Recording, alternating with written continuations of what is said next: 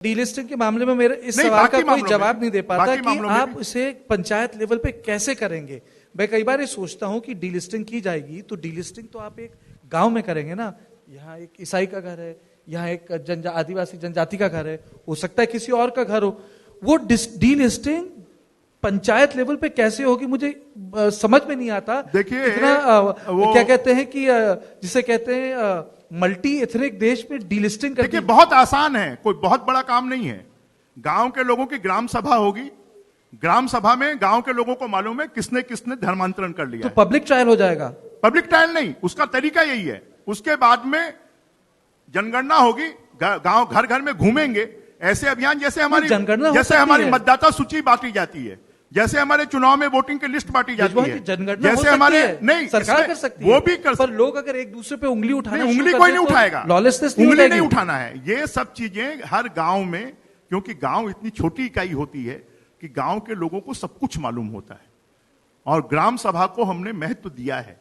जब हमने ग्राम सभा को महत्व दिया तो ग्राम सभा प्रस्ताव पारित करेगी, और ग्राम सभा जब प्रस्ताव पारित करेगी तो उसमें कोई दिक्कत नहीं होगी। और जहां पर ग्राम सभा में दिक्कत होगी वहां पर उसके दूसरे तरीके हैं। सरकार होती है, सरकार के लिए कोई काम छोटा या बड़ा नहीं होता, सरकार हर काम को कर सकती है।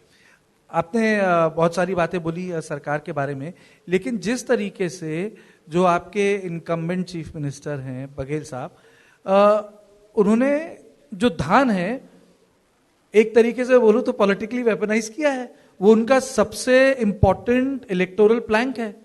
आज कुछ भी बोलिए, वो स्टैटिस्टिक्स दिखा सकते हैं, बता सकते हैं कितने ट्रैक्टर हैं, ये कितने खरीदे गए, कितने गए। मैं आपको स्टैटिस्टिक्स बताता हूं। जिस दिन धान का 2500 रुपए घोषित हुआ, उस दिन धान का समर्थन मूल्य था 1650 रुपए।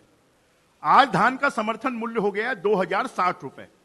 500 रुपए धान का समर्थन मूल्य केंद्र सरकार बढ़ा चुकी है, परंतु आज भी वो 2500 रुपए ही दे रहे हैं। तो किसानों का ये 500 रुपए खाने वाला कौन है? आज किसान को गांव में सड़क नहीं बन रही है, पानी नहीं मिल रहा है, बिजली नहीं मिल रही है, गड्ढे नहीं भरे जा रहे हैं। धान पे चुनाव होगा। हाँ, धान पे चुनाव होगा, धान पे चुनाव होगा, क्योंकि किसान अपने ऑफिशियली कह रहे हैं धान पे चुनाव होगा। धान पे चुनाव होगा, विकास पर चुनाव होगा। विकास जो है 15 साल में छत्तीसगढ़ की तस्वीर और तकदीर बदल गई।